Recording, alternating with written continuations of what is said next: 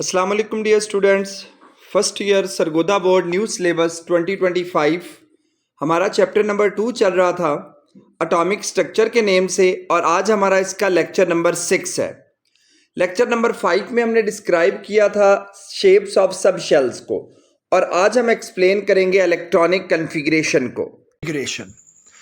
Electronic configuration में हम पढ़ेंगे कि हम इलेक्ट्रॉन को किस तरह न्यूक्लियस के गिर्द अरेंज करते हैं, न्यूक्लियस के गिर्द किन जगहों पे इलेक्ट्रॉन रिजाइड करता है और कैसे कैसे उसकी डिस्ट्रीब्यूशन है। सबसे पहली डिस्ट्रीब्यूशन होती है on the basis of energy, shells में और सब शेल्स में। ये एनर्जी के लिहाज से है। इसे एक्सप्लेन करने के लिए हम कहते हैं कि सबसे पहले इलेक्ट्रॉन आते हैं सबसे लोअर एनर्जी वाले ऑर्बिट में, उसके बाद उससे हायर एनर्जी वाले में, देन उससे हायर एनर्जी वाले में, और ये रूल कहलाता है energy rule, that is according two of बाउ प्रिंसिपल। उसके बाद है कि अगर दो इलेक्ट्रॉन एक ही ऑर्बिट में रिजाइड कर रहे हो तो एक ही ऑर्बिट में रिजाइड करते हुए उनके चारों क्वांटम नंबर्स की वैल्यू सेम नहीं हो सकती। That is Pauli's exclusion principle. कैसे?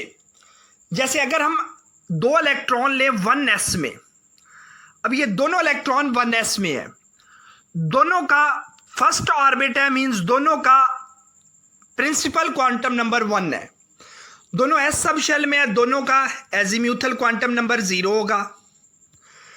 अब एजीम्यूथल क्वांटम नंबर 0 है तो दोनों का मैग्नेटिक क्वांटम नंबर भी 0 होगा। लेकिन दो इलेक्ट्रॉन है तो एक का स्पिन क्वांटम नंबर होगा +1/2 और दूसरे का स्पिन क्वांटम नंबर होगा -1/2। इसका मतलब है कि तीन क्वांटम नंबर्स तो सेम हो सकते हैं दो इलेक्ट्रॉन्स के लिए, लेकिन चारों क्वांटम नंबर दो इलेक्ट्रॉन के लिए सेम नहीं हो सकते। इसे हम यूं भी कह सकते हैं कि इलेक्ट्रॉन जब भी पेयर की फॉर्म में होंगे किसी एक ही सिंगल ऑर्बिट में, तो ये हमेशा एक क्लॉकवाइज रोटेट करेगा और एक एंटी क्लॉकवाइज रोटेट करेगा। नेक्स्ट इसके बाद आ जाता है कि अगर सेम एनर्जी वाले ऑर्बिट्स हों, जिन्हें हम डीजनरेट ऑर्बिट्स कहते हैं, तो उसमें इलेक्ट्रॉन की अरेंजमेंट ऐसे होती है कि पहले अनपेयर्ड इलेक्ट्रॉन्स आते हैं। जब अनपेयर्ड इलेक्ट्रॉन मैक्सिमम हो जाए तो उसके बाद पेयरिंग स्टार्ट होती है। इसे हम हंड्स रूल कहते हैं। जैसे आपके पास 3 इलेक्ट्रॉन्स हैं, ये सेम एनर्जी वाले 3 ऑर्बिट्स प्रेजेंट हैं, आपने इसमें इलेक्ट्रॉन्स इन 3 को एडजस्ट करना है। ऐसा पॉसिबल नहीं होगा कि दो एक में आ जाएं, एक में आ जाए और तीसरा खाली रह जाए। ये इसकी इलेक्ट्रॉनिक कन्फिग्रेशन रॉन्ग होगी।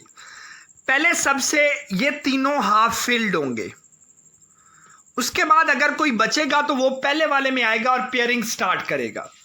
जैसे ये इलेक्ट्रॉनिक कन्फिग्रेशन ये एक्सप्लेन कर रही है कि डीजनरेट ऑर्बिटल में सबसे पहले इलेक्ट्रॉन क्या आते हैं, मैक्सिमम अनपेयर्ड आते हैं, उसके बाद पेयरिंग स्टार्ट होती है। जैसे आपके पास 4 इलेक्ट्रॉन्स हैं, इन्हें आप यूं एडजस्ट नहीं कर सकते कि दो एक में आ जाए, दो एक में आ जाए और तीसरा एम्प्टी रह जाए। इन्हें आप एक्सप्लेन करेंगे कि पहले तीनों में एक एक आएगा अनपेयर्ड, जब ये 3 कंप्लीट हो गए अनपेयर्ड, उसके बाद यहां से पेयरिंग स्टार्ट होगी और ये पेयरिंग चलती जाएगी। सो मैक्सिमम अनपेयर्ड इलेक्ट्रॉन्स पहले डीजनरेट ऑर्बिटल में एडजस्ट होते हैं, उसके बाद पेयरिंग स्टार्ट होती है। That is Hund's rule. तो सबसे पहले हम इलेक्ट्रॉनिक कन्फिग्रेशन को स्टडी करते हैं। इलेक्ट्रॉनिक कन्फिग्रेशन हम कहते हैं arrangement of electron with in the orbit और ऑर्बिटल्स, के ऑर्बिट और ऑर्बिटल में अरेंजमेंट ऑफ इलेक्ट्रॉन क्या है। इस अरेंजमेंट के लिहाज से हमें इलेक्ट्रॉन के हाउस या रेजिडेंस का पता चलता है। इसमें इलेक्ट्रॉनिक कन्फिग्रेशन है क्या कि न्यूक्लियस के गिर्द जो ऑर्बिट्स है या ऑर्बिटल्स है उनमें इलेक्ट्रॉन्स अरेंज होते हैं। इलेक्ट्रॉन्स की अरेंजमेंट होती है, डिस्ट्रीब्यूशन होती है एनर्जी के लिहाज से, that is called electronic configuration. जैसे इलेक्ट्रॉनिक कन्फिग्रेशन को हम डिफाइन करें तो electronic configuration is arrangement of electron in the space around the nucleus of atom. Nucleus of atom के इर्द गिर्द जो स्पेस है that is divided into orbits, shells and sub energy levels means orbitals. So distribution of electron in the orbits and orbitals of atom is also known as electronic configuration. अब electronic configuration में सबसे पहले आते हैं shells, जिन्हें हम orbits कहते हैं। These are called energy levels. Bohr ने कहा कि ये एनर्जी लेवल्स है, हर शेल की स्पेसिफिक एनर्जी है। अगर पहला शेल है तो उसकी एनर्जी कम है, दूसरा शेल है तो उसकी एनर्जी ज्यादा है, तीसरा शेल होगा तो उसकी एनर्जी और ज्यादा हो जाएगी। मीन जिस तरह न्यूक्लियस से डिस्टेंस बढ़ता जाएगा इसी तरह शेल नंबर भी बढ़ता जाएगा और उसकी एनर्जी भी इंक्रीज होती जाएगी। अब क्योंकि ये एनर्जी के लिहाज से डिफरेंशिएटेड है, so these are called energy levels, इसी वजह से हम इन्हें एनर्जी लेवल्स कहेंगे। और यही इलेक्ट्रॉन की रेजिडेंस है, मींस इन्हें हम शेल्स भी कह सकते हैं। सो इलेक्ट्रॉनिक कॉन्फ़िगरेशन में सबसे इंपॉर्टेंट है energy level. Energy level is called electronic shell, that is the orbit where electron spin around the nucleus of an atom. के एटम के गिर्द न्यूक्लियस, एटम में न्यूक्लियस के गिर्द जिन जिन जगहों पे इलेक्ट्रॉन रिजाइड करता है न्यूक्लियस के गिर्द मूव करता है और स्पिनिंग मूवमेंट भी शो करता है, those are called energy levels और आल्सो नोन एज शेल्स।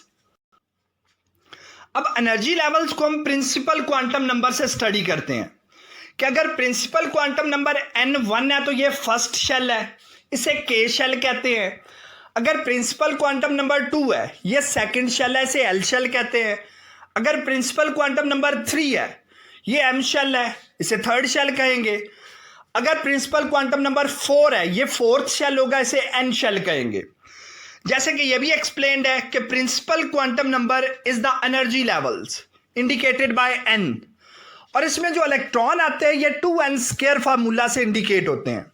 अगर n हमारे पास 1 है दैट इज फर्स्ट शेल और इसमें इलेक्ट्रॉन आएंगे 2n², n 1 है तो 2 इंटू 1² 1² 1 आ जाएगा, 1 into 2 2 electrons, so first shell में आएंगे 2 इलेक्ट्रॉन। अगर n हो जाएगा 2 इसे l शेल कहेंगे। इसमें इलेक्ट्रॉन अगर फाइंड करने होंगे 2n², same formula 2 as it is, n की जगह पे 2 का स्क्वायर 4, 4 इंटू 2 8 इलेक्ट्रॉन आ जाएंगे सेकेंड शेल में। अगर n इज इक्वल टू 3 है ये थर्ड शेल है, इसे m शेल कहते हैं। इसमें भी इलेक्ट्रॉन 2n² से फाइंड होंगे, 2 इंटू n², n आ गया 3 का स्क्वायर 9, 9 मल्टीप्लाई बाय 2 18, तो थर्ड शेल में 18 इलेक्ट्रॉन। इसी तरह अगर फोर्थ शेल होगा, फोर्थ शेल 2n² से 4 का स्क्वायर इंटू 2 आ जाएगा, ये आ जाएंगे 32 इलेक्ट्रॉन्स। अगर आपका शेल लेवल या एनर्जी लेवल है 5, 2n² के मुताबिक 2 इंटू 5² 25 मल्टीप्लाई बाय 2 50 इलेक्ट्रॉन आ जाएंगे फिफ्थ शेल में। अगर 6 शेल होगा 2n² मीन्स 2 इंटू 6² हो जाएगा, 6 का स्क्वायर 36 मल्टीप्लाई बाय 2, ये 72 इलेक्ट्रॉन आ जाएंगे 6 शेल के अंदर।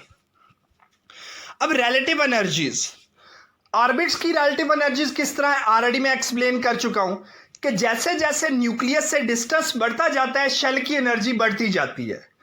अगर शेल नंबर है 1 ये न्यूक्लियस के करीब होगा, इसकी एनर्जी भी कम होगी। शेल नंबर 2 है न्यूक्लियस से थोड़ा सा दूर हो गया, इसकी एनर्जी भी बढ़ जाएगी। थर्ड शेल है न्यूक्लियस से और दूर हो जाएगा, इसकी एनर्जी और इंक्रीज हो जाएगी। इसी तरह फोर्थ शेल की एनर्जी और इंक्रीज हो जाएगी, फिफ्थ की एनर्जी इससे ज्यादा होगी। सो ये इन्फिनिटी तक जैसे जैसे शेल नंबर बढ़ता जाएगा वैसे वैसे उसकी एनर्जी भी बढ़ती जाएगी। So relative energy of orbits को हम एक्सप्लेन करते हैं प्रिंसिपल क्वांटम नंबर से। अगर प्रिंसिपल क्वांटम नंबर 1 है इसकी एनर्जी भी कम, 2 है 1 से ज्यादा, 3 है सेकंड से ज्यादा, फोर्थ है थर्ड से ज्यादा एंड फिफ्थ है तो ये फोर्थ से ज्यादा होगी। सो जैसे जैसे शेल नंबर बढ़ता जा रहा है वैसे वैसे उसकी एनर्जी भी इंक्रीज होती जा रही है क्योंकि न्यूक्लियस से डिस्टेंस इंक्रीज हो जाता है। अब इलेक्ट्रॉनिक कन्फिग्रेशन में दूसरी बात होती है सब एनर्जी लेवल्स। जैसे एनर्जी लेवल्स हैं वो ऑर्बिट्स हैं, ऑर्बिट्स फर्दर एनर्जी लेवल में डिवाइडेड होते हैं जिन्हें सब शेल्स या ऑर्बिटल्स कहते हैं। इन्हें हाउस ऑफ इलेक्ट्रॉन भी कहा जाता है, जहां पे इलेक्ट्रॉन रिजाइड कर रहा है with in the orbit, orbit के अंदर कहां पे प्रेजेंट है। इन्हें हम एजीम्यूथल क्वांटम नंबर से शो करते हैं, ये सब शेल्स कहलाते हैं। इनके name S, P, D and F. S निकला है शार्प से, पी निकला है प्रिंसिपल से, डी निकला है डिफ्यूज्ड से और एफ निकला है फंडामेंटल से। अब जो एनर्जी लेवल होगा ना, जैसे n इज इक्वल टू 1 है, n 1 है मीन्स फर्स्ट शेल है, इसमें ऑर्बिटल भी एक ही होगा जिसे हम s सब शेल कहेंगे। अगर N2 हो जाता है, शेल नंबर हो जाएगा 2, इसमें सब शेल भी 2 आएंगे, 2s और 2p। अगर शेल नंबर हो जाता है 3, अब ऑर्बिटल्स भी इसमें 3 हो जाएंगे, 3s, 3p and 3d। In the same way अगर आपके पास फोर्थ शेल है तो इसमें ऑर्बिट्स भी कितने हो जाएंगे, ऑर्बिटल्स भी 4 हो जाएंगे, 4s, 4p, 4d and 4f। इन्हें हम सब एनर्जी लेवल्स या सब शेल्स या ऑर्बिटल्स कहते हैं और इन्हें एक्सप्लेन करते हैं एजीम्यूथल क्वांटम नंबर से। अगर एजीम्यूथल क्वांटम नंबर है 0, that is for S sub shell. अगर एजीम्यूथल क्वांटम नंबर है 1, that is for P sub shell. अगर एजीम्यूथल क्वांटम नंबर है 2, that is for D sub shell. And अगर azimuthal quantum number आ जाता है 3, that is for F sub shell. अब इनकी एनर्जीज भी इसी तरह है कि जैसे जैसे वैल्यू बढ़ती जाती है पीछे वाले से उसकी एनर्जी इंक्रीज हो जाती है। अब 0 है एस का नेम, 1 है पी, 2 है डी और 3 है एफ। एस की एनर्जी सबसे लेस होगी 0, पी की एनर्जी एस से ग्रेटर होगी, डी की एनर्जी पी से ग्रेटर होगी और एफ की एनर्जी डी से ग्रेटर होगी। सो सब शेल्स की एनर्जी भी किस तरह है, on the basis of their azimuthal quantum number. अब अगर हम इलेक्ट्रॉन्स की अरेंजमेंट को देखें, हम कहते हैं कि एस में मैक्सिमम 2 इलेक्ट्रॉन आ सकते हैं क्योंकि इसका मैग्नेटिक क्वांटम नंबर 0 है, इसका एजीम्यूथल क्वांटम नंबर 0 है।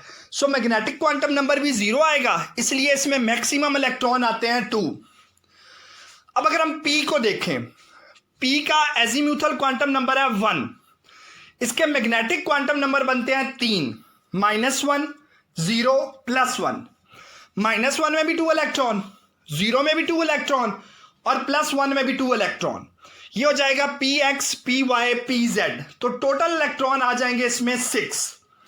अगर हम d को देखें, d का एजीम्यूथल क्वांटम नंबर है 2, इसके मैग्नेटिक क्वांटम नंबर बनेंगे 5, -2, -1, 0, +1 and +2। dxy, dyz, dzx, dx² - y² and dz²। अब हर एक में 2 इलेक्ट्रॉन आ गए तो टोटल इसमें आ जाएंगे 10 electron. In the same way f, इसका एजीम्यूथल क्वांटम नंबर है 3, अगर इसका मैग्नेटिक क्वांटम नंबर बना है -3, -2, -1, 0, +1, +2 एंड +3। ये 7 डायमेंशंस हैं, हर एक में 2 इलेक्ट्रॉन, तो टोटल इसमें आ जाएंगे 14 इलेक्ट्रॉन। सो एफ में आएंगे 14 इलेक्ट्रॉन। अब अगर इसे इंक्रीजिंग एनर्जी लेवल से शो करें तो सबसे नीचे आएगा 1s, इससे अब आएगा 2s, then 2p, 3s, 3p। इसी तरह ये एनर्जी लेवल बढ़ते जाएंगे इसी सीक्वेंस में।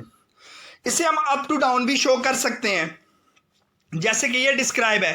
पहले आप फर्स्ट शेल लिखें, इसमें जितने ऑर्बिटल लिख लें 1s, पहले में क्योंकि सिर्फ s होता है इसलिए 1s। सेकंड शेल है, इसमें 2 ऑर्बिटल्स आएंगे 2s एंड 2p। थर्ड है, इसमें 3 आएंगे 3s, 3p and 3d। Fourth है, इसमें 4 आएंगे 4s, 4p, 4d and 4f। आगे यही चलते हैं। फिफ्थ में 5s, 5p, 5d, 5f। Six में 6s, 6p, 6d, 6f यहाँ पे आ जाएगा। In the same way 7s, 7p, 7d and 7f। अब हम इन्हें अरेंज किस तरह करते हैं, by increasing order. Increasing order है यूं एरोज की फॉर्म में। सो सबसे लेस एनर्जी आई 1s की, इसके बाद एनर्जी यूं जाएगी 2s, देन 2p पे आ जाएगी थर्ड एरो पे। थर्ड एरो 2p से स्टार्ट होके कहां पे एंड होगा, 3s पे। इट मीन सबसे पहले 1s से पे एरो आ रहा है, सो सबसे लेस एनर्जी 1s की है। दूसरे एरो की डायरेक्शन 2s पे आ रही है, सो इसके बाद एनर्जी 2s की है, इससे higher energy. Then arrow start हो रहा है 2p से, सो एनर्जी 2s के बाद आएगी 2p की। उसके बाद एनर्जी आ जाएगी 3s की। देन एरो स्टार्ट हो रहा है 3p से, 3s के बाद एनर्जी आई 3p की। 3p के बाद एरो 3d पे नहीं गया बल्कि 4s पे आ गया, सो एनर्जी 3p के बाद 4s की आएगी। 4s पे चला जाएगा ये 3d, 3d के बाद 4p एंड 4p के बाद 5s।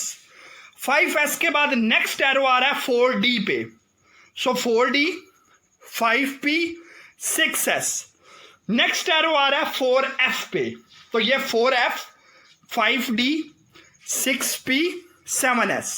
सो सबसे लेस एनर्जी हुई 1s की, इससे higher 2s, then 2p, then 3s, then 3p और 4s। 4s के बाद आ रहा है 3d, 3d 4p 5s। 5s के बाद आ रहा है 4d, 4d के बाद 5p, 5p के बाद 6s, 6s के बाद आ रहा है 4f। सो इसका एक और रूल भी है जिसके जरिए हम फाइंड कर सकते हैं, उसे n+l रूल कहते हैं, दैट इज एनर्जी रूल। इसके मुताबिक कि जिसका n+l लोएस्ट होगा ना, उस एनर्जी लेवल में सबसे पहले इलेक्ट्रॉन आएंगे। n+l बढ़ता जाएगा, उस लिहाज से एनर्जी भी बढ़ती जाएगी। अब n+l रूल है क्या? n+l is n is principal quantum number and l is azimuthal quantum number. जैसे आप 2s और 2p लेते हैं, 2s के साथ 2 गिवन है, तो इसका n आ जाएगा 2।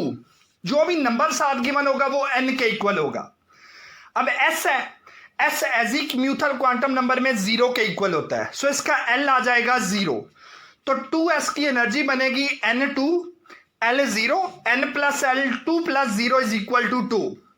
अब आप अगर 2p को देखें, हमने लिया 2s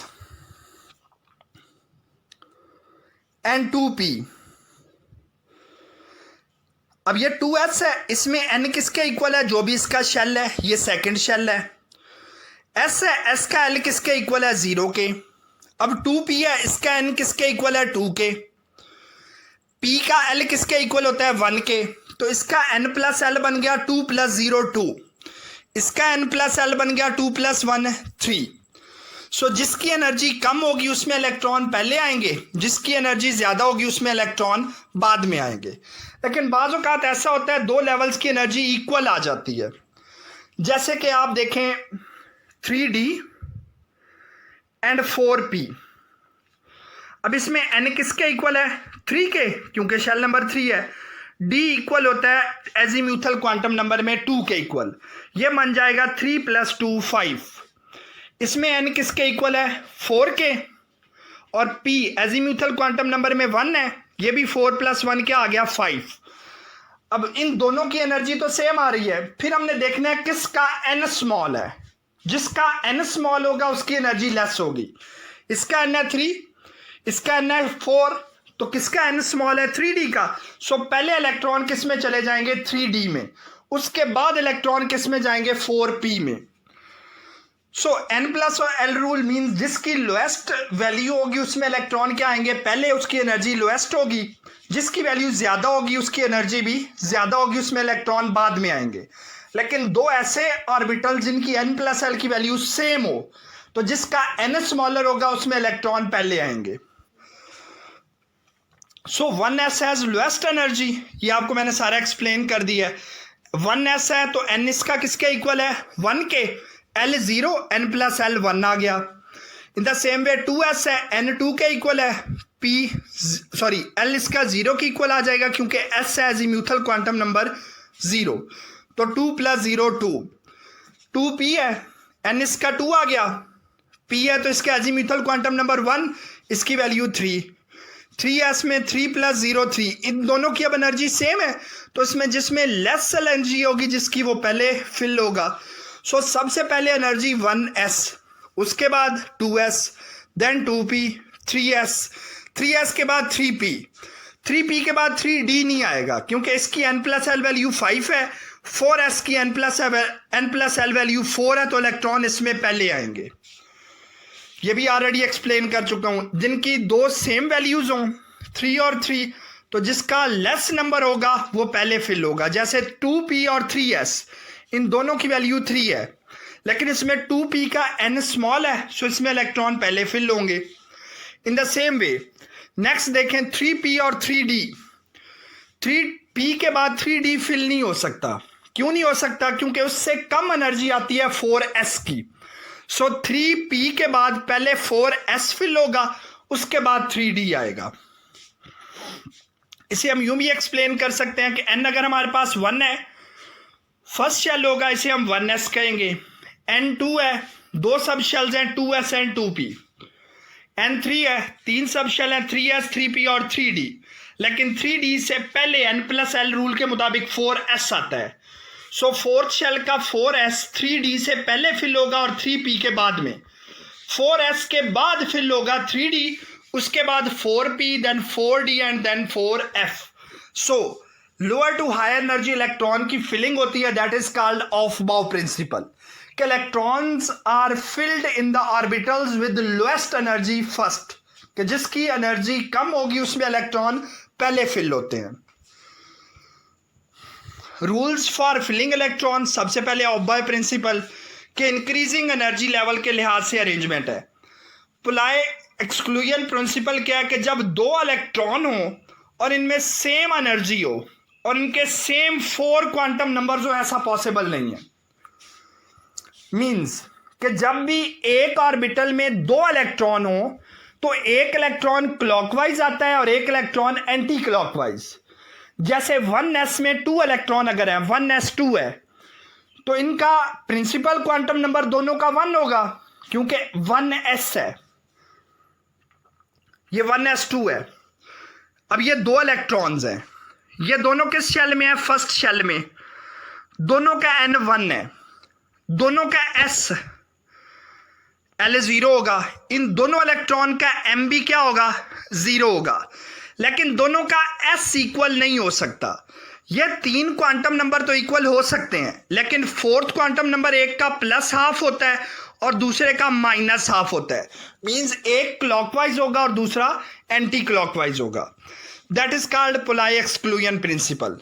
तीसरा है हंड्स रूल, कि जब एम्प्टी एनर्जी वाले या डीजनरेट एनर्जी वाले सेम ऑर्बिटल्स प्रेजेंट हो। जैसे आपके पास 3 ऑर्बिटल है, इन तीनों की सेम एनर्जी है, आपके पास इलेक्ट्रॉन आते हैं 4 इलेक्ट्रॉन फॉर एग्जांपल।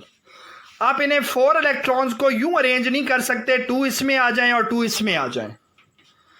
पहले ये तीनों हाफ फिल्ड होंगे। कैसे हाफ फिल्ड होंगे? यूं, ये सेम एनर्जी वाले हैं, टोटल 4 इलेक्ट्रॉन है, एक इलेक्ट्रॉन इसमें आएगा, एक इसमें आएगा और एक इसमें आएगा। जब ये तीनों हाफ फिल्ड हो जाएंगे उसके बाद इनकी पहले से फिलिंग स्टार्ट होगी। That is called Hund's rule, कि जब सेम एनर्जी वाले ऑर्बिट होंगे तो सबसे पहले वो हाफ फिल्ड होंगे। जब वो सारे हाफ फिल हो जाएंगे उसके बाद इनकी फिलिंग स्टार्ट होगी। सो electron occupy equal energy orbitals so that maximum number of unpaired electron result, कि तब तक पेयरिंग स्टार्ट नहीं हो सकती जब तक सारे के सारे डीजनरेट ऑर्बिटल्स में अनपेयर्ड इलेक्ट्रॉन ना आ जाए। और डीजनरेट ऑर्बिटल क्या होते हैं? ऐसे ऑर्बिटल जिनकी एनर्जी सेम हो।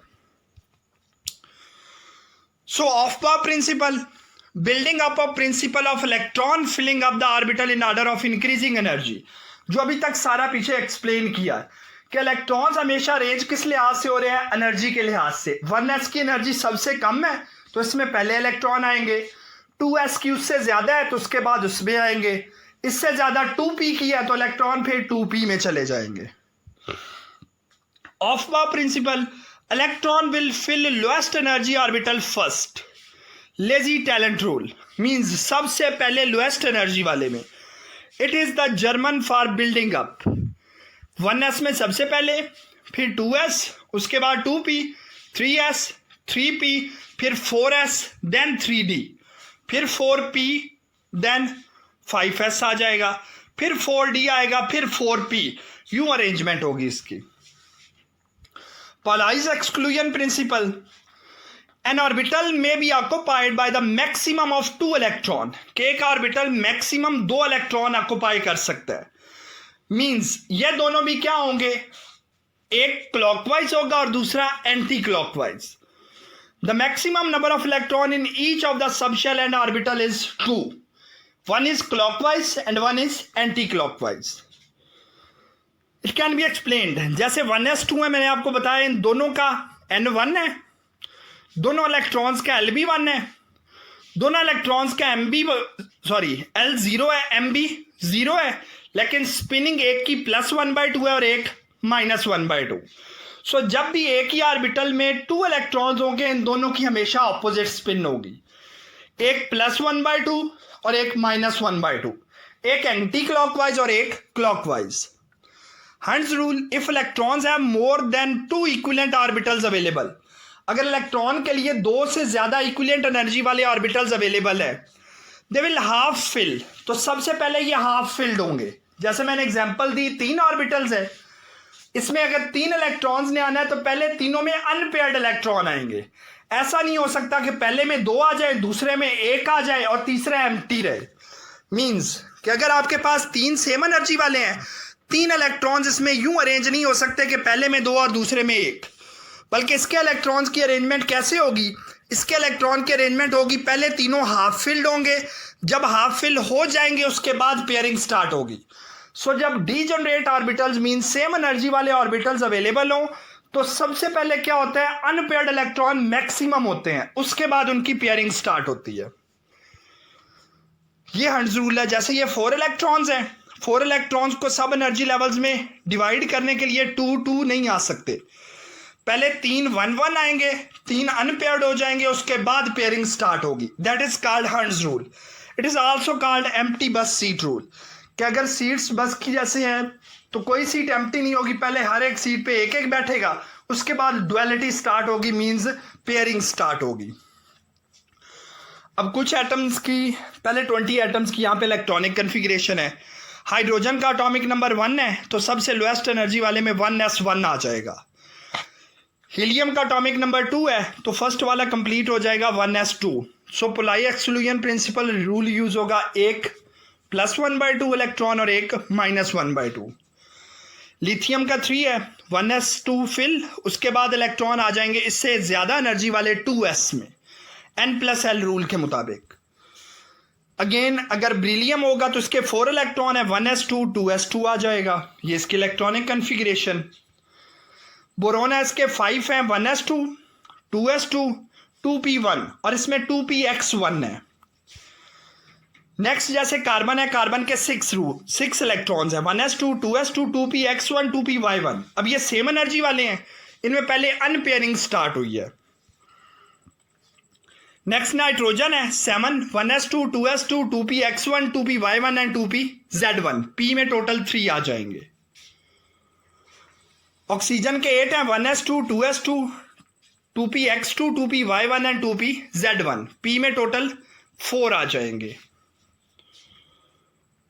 नेक्स्ट फ्लोरीन है, 1s2 2s2 2px2 2py2 and 2pz1, total p में 5 आ जाएंगे, 2p5। नियॉन में कंप्लीट हो जाएगा second shell, 1s2 2s2 2p6। इससे ज्यादा हायर एनर्जी वाला है 3s। अब इलेक्ट्रॉन नेक्स्ट में चले जाएंगे 3s में, बाकी सारी इलेक्ट्रॉनिक कन्फिग्रेशन सेम, नियॉन तक सेम, उसके बाद 3s1, इसे हम 1s2 2s2 2p6 और 3s1 भी लिख सकते हैं, जैसे कि यहां पे इंडिकेटेड है 3s1। Mg12 है, 1s2 2s2 2p6, ये 10 हो गए, यहां पे 3s2। अब हायर एनर्जी वाला 3s फिल हो गया है, तो नेक्स्ट एल्यूमिनियम है, एल्यूमिनियम में अब इलेक्ट्रॉन आ जाएंगे 3p में। 13 है, 1s2 2s2 2p6, यहां तक नियॉन की electronic configuration complete, 3s2 3p1। Silicon 14, यहां तक नियॉन की electronic configuration complete, 3s2 3px1 3py1, इसे 3p2 हम कह सकते हैं। फास्फोरस है, 1s2 2s2 2p6, यहां तक neon complete, then 3s2 3px1 3py1 and 3pz1, ये 3p3 से इंडिकेट होगा। नेक्स्ट सल्फर 16, यहां तक नियॉन कंप्लीट, 3s2 3p4 आ जाएगा, ये हंट्स रूल के मुताबिक कन्फिग्रेशन। क्लोरीन 17 है, नियॉन की यहां तक electronic configuration complete, 3s2 3px2 3py2 3pz1, total 7 electron हो जाएंगे, 5 इलेक्ट्रॉन इसमें p सब शेल में, तो ये 3p5 आ जाएगा। आर्गॉन पे इलेक्ट्रॉनिक कन्फिग्रेशन थर्ड शेल की भी कंप्लीट, 1s2 2s2 2p6, यहां तक नियॉन था, 3s2 3p6, अब थर्ड शेल भी कंप्लीट हो गया, 8 इलेक्ट्रॉन इसमें आ गए, सो ये आर्गॉन आ गया, ये भी नोबल गैस है। नेक्स्ट पोटाशियम में 19 है टोटल, यहां तक 18 तक कन्फिग्रेशन आर्गॉन की कंप्लीट है। इससे हाई एनर्जी वाला है 4s, तो यहां पे 4s1 आ जाएगा। नेक्स्ट आ जाएगा कैल्शियम 20, यहां तक आर्गॉन की इलेक्ट्रॉनिक कन्फिग्रेशन कंप्लीट है, ये 4s2 आ जाएगा। लास्ट पे है मैग्नेटिक प्रॉपर्टीज। अगर हम मटेरियल्स को देखें तो ये दो टाइप के हैं, एक जो अट्रैक्ट होते हैं मैग्नेट की तरफ या रिपेल होते हैं, और दूसरा जिन पे मैग्नेट का बहुत कम इफेक्ट या ना होने के बराबर होता है। ऐसे एटम्स या ऐसे मॉलिक्यूल जो मैग्नेट की तरफ अट्रैक्ट हो, दोज आर कॉल्ड पैरामैग्नेटिक। जैसे आयरन है, सोडियम है, हाइड्रोजन है, ये सारी सब्सटेंसेस मैग्नेट की तरफ अट्रैक्ट होती हैं, ये सब्सटेंसेस कहलाती हैं पैरामैग्नेटिक। दूसरी जो स्लाइटली रिपेल हो या जिन पे कोई इफेक्ट ना हो, इन्हें हम डायामैग्नेटिक सब्सटेंसेस कहते हैं।